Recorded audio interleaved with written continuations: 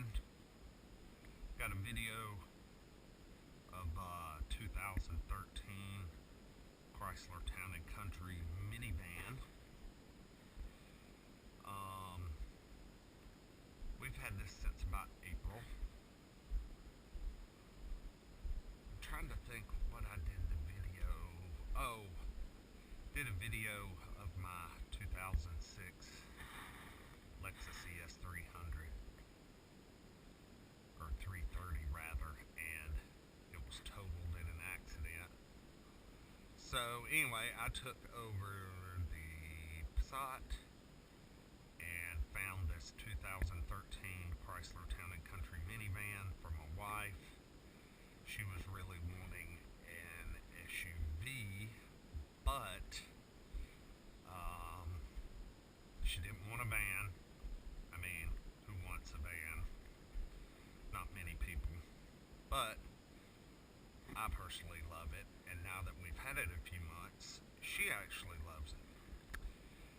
A couple of reasons why she loves it is, first of all, is the price. We were looking around at used Lexus SUVs and used Tahoes and, things with 3 rows. And, we could get a 10-year-old larger SUV with about 120,000 to 150,000 miles if it was a Lexus for the same money as I bought this 2013 Town and Country for. Now, I will say I feel like I got a pretty good deal on this van.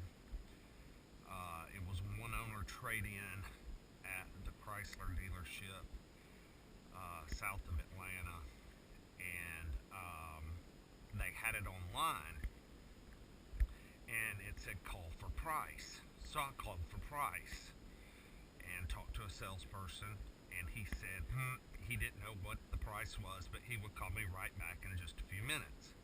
Well, he never called me back. So I waited until the next day, and I thought, I really want this van. I'm going to send an email. So I sent an email, and I kind of complained a little bit. I didn't want to get anybody really in trouble. I'm not that kind of person, but I did say, hey, the salesperson didn't call me back, and we really want to know the price of this van because it sounds like what we want. So the manager of the dealership calls me, which I thought was kind of cool. And he said, I'll sell you this van for exactly what we gave on trade in. And so $11,800 before taxes, tag, title, and dock fee. Of course, they charge a stupid $500 dock fee. So after everything was said and done, we were out the door for like $13,000 and some change, which I don't think is bad for a 2013 Town and Country that has just about everything on it you could want.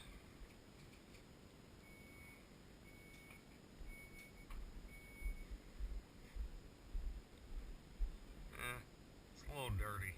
The wife and kids have been on a 2-week camp deal, so I haven't had a chance to clean it.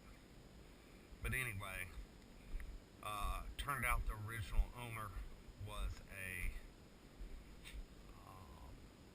gentleman in pushing late 50s, no kids, in the military. He was like some sort of 4-star whatever. I don't understand some of that stuff, but he was a big shot in the military, and he was doing contract work for the military down in South Georgia. So this van was running all around South Georgia,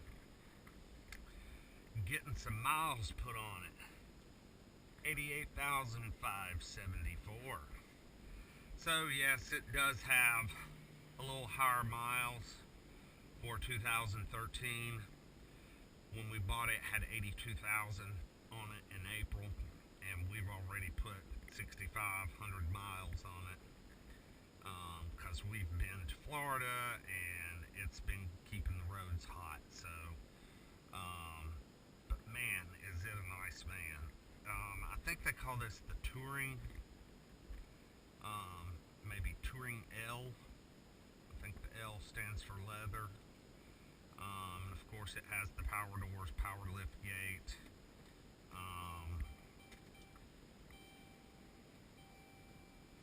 Digital dual climate control, and of course rear. It's loaded up, power seat, leather. It's got all the wood grain and chrome, and I like this kind of darker, kind of chocolatey leather. This is nice.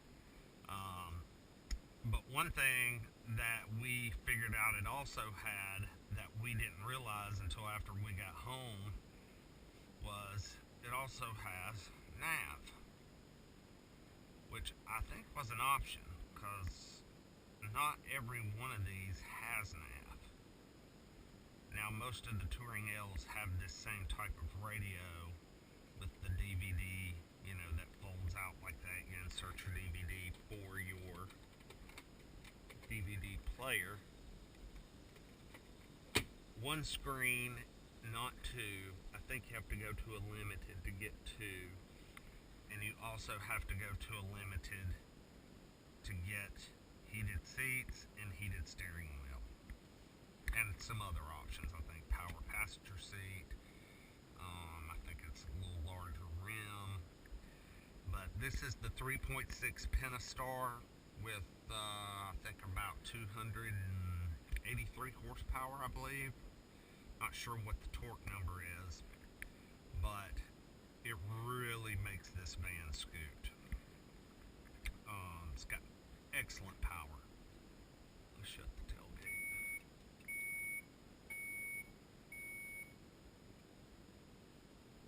There we go. Shut the door. Oh, wrong button.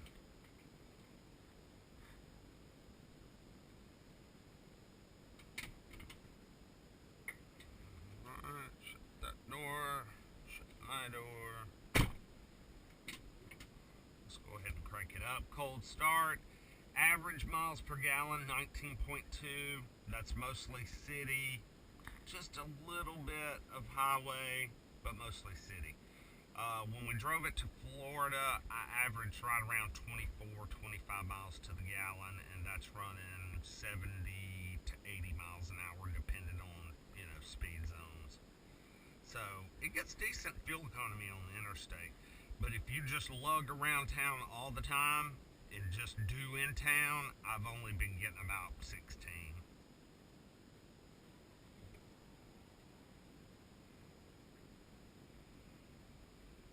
So again, like I said, as I hope you can see, it's got 88,574. Pop the hood.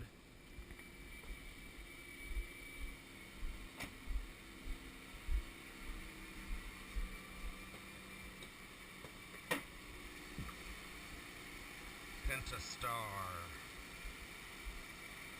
It's pretty clean under here. The original owner took real good care of the car. I didn't really get any service records or anything with it.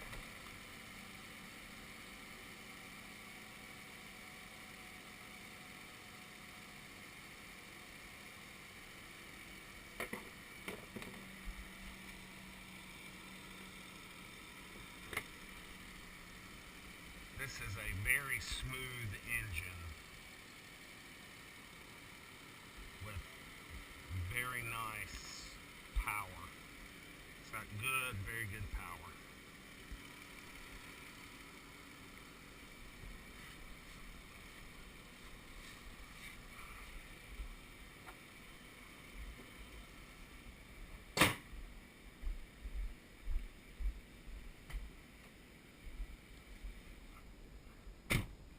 As I was saying, I didn't get, the engine was too loud, so I was trying not to talk over it. I didn't really get any service records with the van. It had a clear Carfax, no accidents, showing one owner, and it had about, I think it had about 6 service records on it. One of them was a major kind of tune-up at around 60,000 miles, which included spark plugs and wire. I was kind of surprised, not wires, but I think I saw in there maybe some coils or something. I can't remember exactly, but and then just kind of sporadic oil changes at different places throughout South Georgia. So I think the van was well serviced. Probably spent a lot of services at Jiffy Lubes and what have you. But as long as the oil was changed, that's all I care about. I'm getting ready. I have an appointment next week to take the van and have it serviced, and I'm going to take it to the dealership, and I'm going to have them service the transmission, even though it shifts fine. But I have learned online that there's actually a service bulletin out there for a transmission flash software update that is supposed to help with some low speed clunking shifting problems, which I do experience with this car from time to time. So it's a free software upgrade. So I'm going to go into the dealership and ask about it. I'm sure they'll probably be smart asses about it. I hope not, but you never know.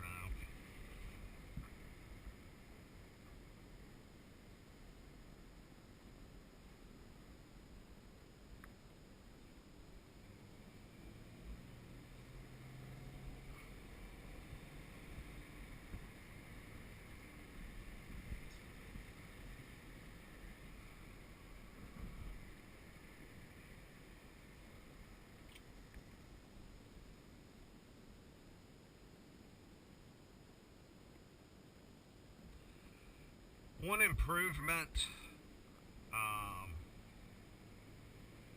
that I think started in, I think maybe around 2012, Chrysler upgraded the sizes of the rotors and put a more heavy-duty brake package on these vans because people were having problems with warped rotors. I noticed I had this experience on my 2010 Caravan, which I have a video of, but I think it's under my other YouTube channel, and that happened on accident. And it's just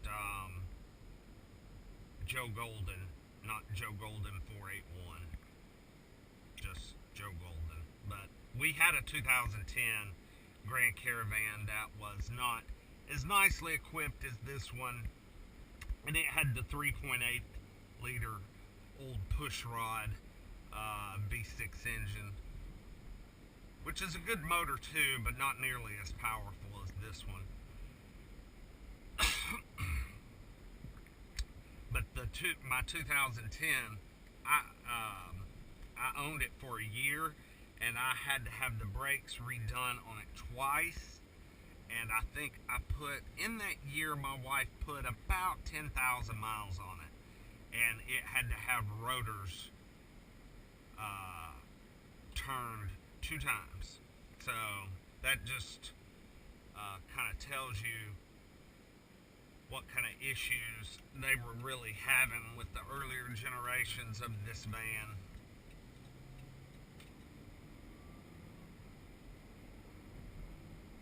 This van stops very strong and very smoothly.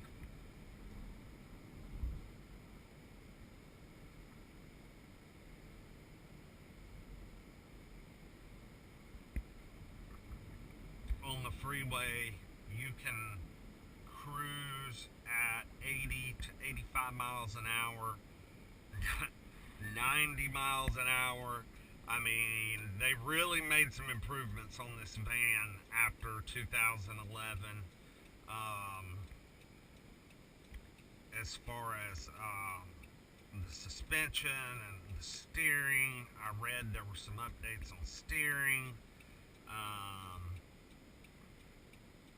and it really helped the overall drivability of this van. It's very stable on the interstate.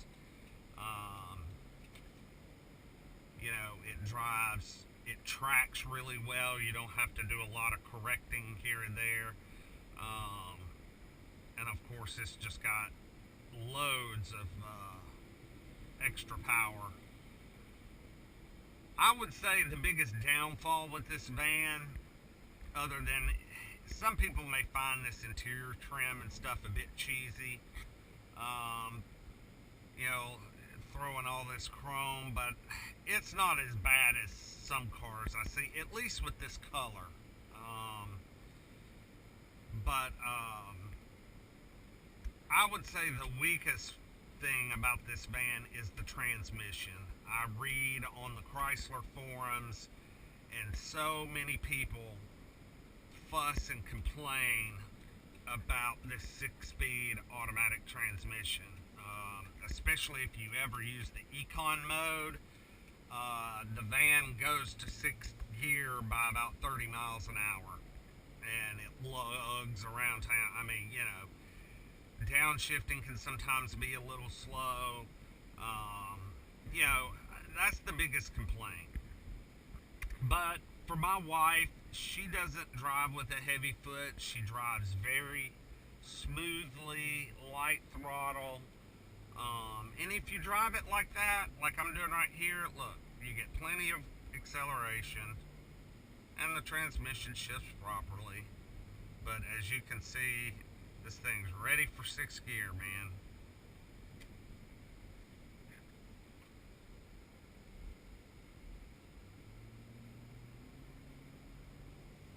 Has a very good sound system, got killer bass, and the Bluetooth, I think they call it Uconnect on these vans. I have a spot for my phone, my wife's phone, my daughter's phone, an iPad. I mean, you can and then you just go to that, let's see, radio media,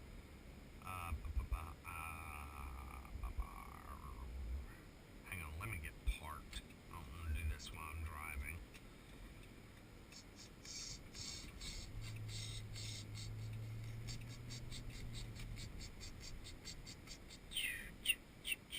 Hey, there's a refrigerator. Alright. Radio media. Oh, devices. Okay, iPhone, LC's iPhone, Renee's iPhone. The iPad, I don't see it on here. Oh well. But yeah, you can just touch which one, who's in the car, and who wants to hear their music. So my daughter, if she want to hear her music, we touch that. Want to hear my wife's music, touch that one, and it'll hook that phone to it through the Uconnect for streaming music and all that good stuff. So that's pretty cool. The Uconnect on this Chrysler is a pretty neat thing. But I know there's a ton of reviews of these vans on the internet, but I just thought I'd do my ghetto version. This is a great center console, as you can see. Wife and kids, they got their soda paloozas. Tons of storage. I mean, there's brushes and makeup and what. I mean, these things are made for family. You got all the cup holders that slide back and forth. Cup holders, plugs. Got 1, 2. There's one buried in there. Let's see. Let me show you this.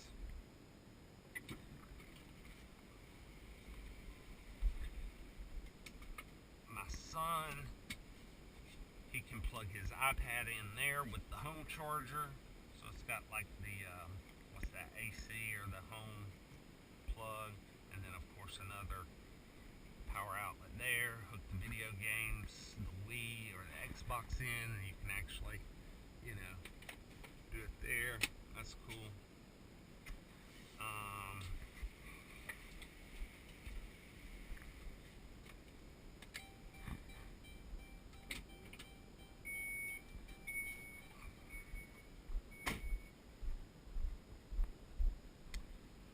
other cool feature that I like is the ease of folding these rear seats down. Number one, listen to me. Okay, well, I'm not doing it. I think I do one and two at the same time. That's it. And then while you're holding two, grab three, then let go of two, still holding on to three, and grab four. That's awesome.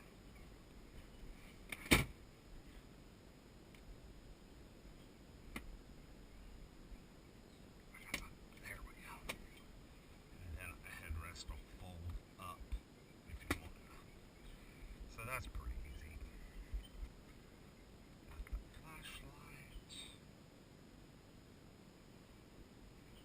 It was just, oh, there we go. Flashlight built in, that's kind of handy. Wish it had a vacuum cleaner, but it doesn't. But anyway, that's my ghetto review. Oh, and it came with a decent set of Michelins on it. So, you know, the previous owner, more than likely took care of this van if he's going to spend the money on a set of Michelins all the way around. And like I said, it's not beat up, never wrecked. It's a great van, and to have 13,000 something bucks in it, you can't beat that deal. Also, with 88,000 miles on it, yeah, it's a little high, but it's still under Chrysler's powertrain warranty for, till 100K. So the motor blows up, transmission drops. That should be hopefully covered with a fight. And but yeah, this is our 2013 Chrysler Town Country. It's a great van for the money, and I recommend the van. I highly recommend it. I think it definitely looks better than this 2017 Pacifica that has rolled out to replace this van. That is one ugly vehicle, in my humble opinion. Anyway, y'all have a great 4th of July.